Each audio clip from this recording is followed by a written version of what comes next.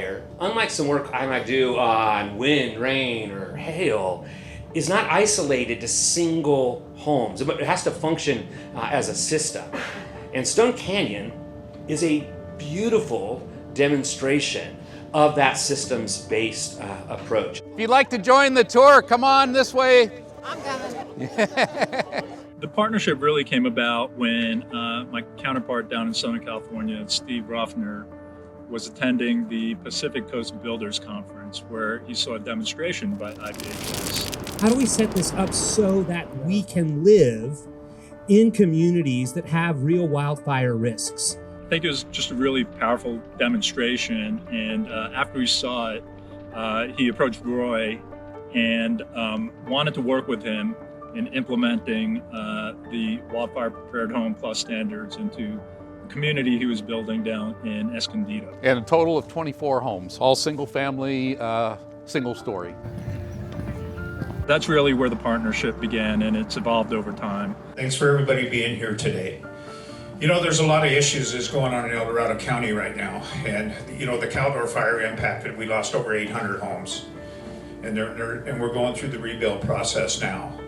We live in the opposite direction north off of Bass Lake Road here in Cameron Park. The minimum separation distance that we require for the neighborhood designation is 10 feet. Some of the stories that I have read and the letters that I've read from these people were just devastating, is what it is. As we were exercising this morning and watching TV, we saw there's a piece on it. Yes.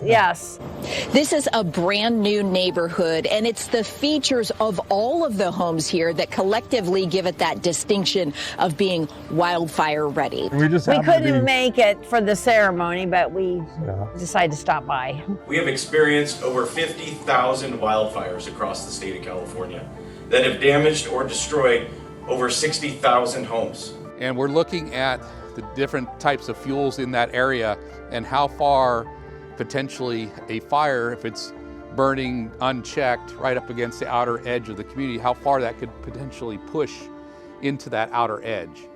It's ominous. It's scary. It's a devastating reminder of how vulnerable we are here in California. You know, I look around and I see our neighborhood completely different because I see it as very risky fire-wise.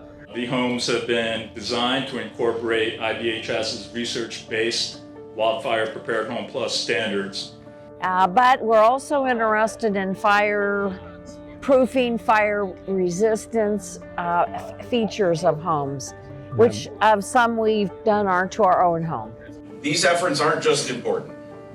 They're essential in California's path in moving forward and becoming a more wildfire resilient state. So we're urging Californians to focus on the first 5 feet around their home, known as the ember resistant zone. When you start looking, out away from the walls of the house, you'll notice that there's nothing combustible in that 5 feet that surrounds it. And then we have landscaping. Because what we saw after the fires in LA, in the field investigation, is if there was exposed coverage inside that 5 feet, and you were within the range of the fire, there was a 90% chance of damage or destruction. Wind is just in Palisades, that happened there, and in Altadena, Lahaina, all of wind was a huge factor with all of those. And it blows like a torch from the grass and everything around it. You have to have the whole area really cleared out. Walk around your house, and wherever you see leaves, pine needles, whatever accumulate around your house, whether it's in that alcove there around the door, in the valleys of the roof line, in the gutters, that's the same locations where embers will travel during a wildfire under the same wind patterns. We've been through a home fire, so we understand the helplessness and just devastation that you feel when you've lost a lot of your things. This choice to be wildfire prepared, this choice to be wildfire resilient, it's not a luxury. It's not an add-on here. It's part of normal. I really think that's the foundation to where we see success in the years to come, as we work with builders and developers so that wildfire resilience, the survivability and then the insurability of homes is just baked in.